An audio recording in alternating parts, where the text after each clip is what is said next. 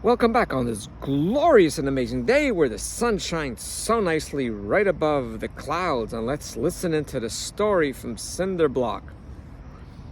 So, Feather, this happened a while ago where I sat with an individual that looked very, very sad. And I asked them why they were sad. So they told me that their neighbor and other individuals of the community, their children are getting engaged and to get married. Yes, Feather, I had the same look on my face when I heard it. It was like wondering, why would you be sad and upset that someone else had something good happen to them? They could rejoice a little bit, they could rejoice a lot, but why be upset? So in a very kind way to try to understand them, I asked them, why is it that they're upset if it's apparent that it's good news? And this person looked at me with a very, very sad voice, with their head looking down towards their knees, almost in tears, and said to me, if my children are struggling to get engaged, no one else in this community can get engaged.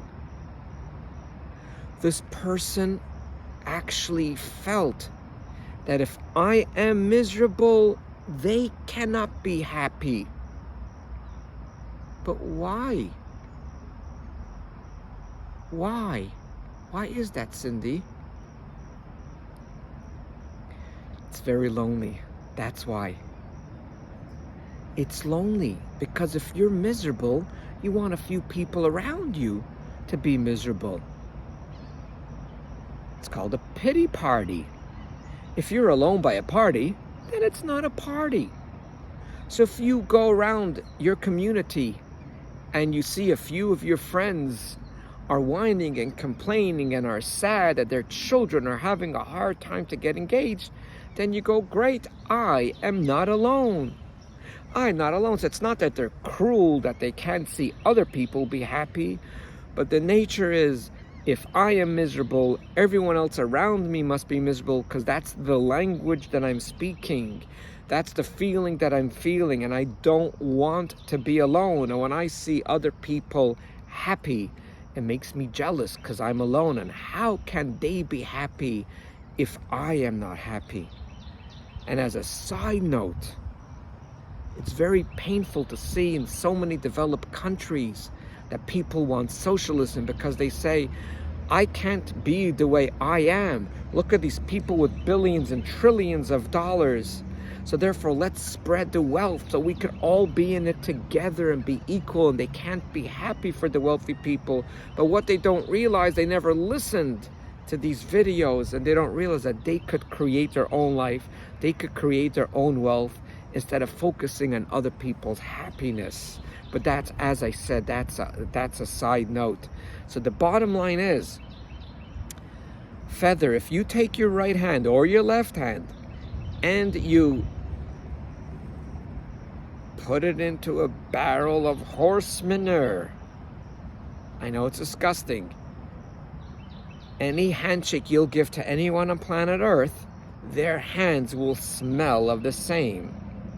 Now another day, or in the same day, or in the same hour, take the same hand after you cleaned it and put it into a little jug of perfume or cologne and try to shake other people's hand afterwards. That's what they will smell. So therefore, when someone calls you stupid head, or if someone calls you weirdo, me personally, as Cinderblock, or you like to call me Cindy, not only I don't feel hurt to a deep level, but my brain clicks in to feeling bad for them. If they called me weirdo, I know they're in pain. I know they're struggling. And I know that I'm a good mirror, and I get the feeling that that's the way they feel about themselves. So here someone could actually try to hurt you with words, but they can't.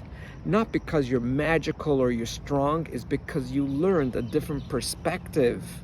Not a perspective that people's words will hurt you, but a perspective of why people say not nice things. And when you learn that, you will be able to be in a very different place. So when people call you weirdo, of course you're going to hear what they're going to say. It might bother you a little bit, but then you're going to realize, wow, these people might be not feeling good about themselves. Cindy, whoa, whoa, whoa, whoa. Again, I need some time to digest this. This is beautiful stuff. I really like this stuff. You know what? As I listen to you, Cindy, my anxiety, I feel like, is going down. I feel hope. I smell I could take control of my life.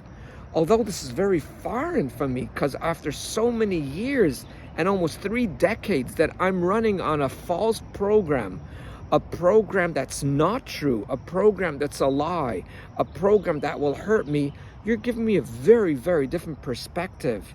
So based on what you're telling me, Cindy, it's not about what happens to us, but it's about how we interpret what happens to us. Wow, thank you so much, Cindy. I really appreciate it.